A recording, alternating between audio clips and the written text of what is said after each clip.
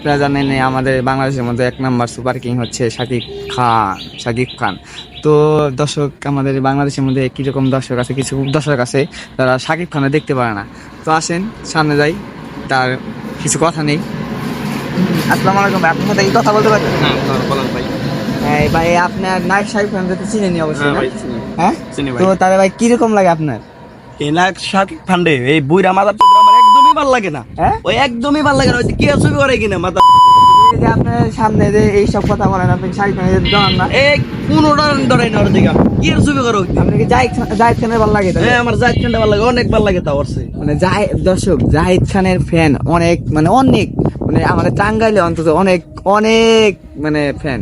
জাহিদ খানের অনুরোধ জানাইলাম, জাহিদ খান আমাদের যেন টাঙ্গাইল এসে আমাদের এই বাড়িটার সাথে দেখা করে, বুঝছেন? প্রচুর, সে একজন প্রচুর ভক্ত জাহিদ খানের, প্রচুর ভক্ত। আমি তার লেগে আমার জানটাও দিতে পারি জাহিদ ভাইয়ের লেগা। ওয়াও, দেখছেন তো ভাই? তো গাইস, সবাই মানে জাহিদ খানের ফলো, মানে শাকিব খান নো, আমি ইয়ার করবো, কিছু করার নাই।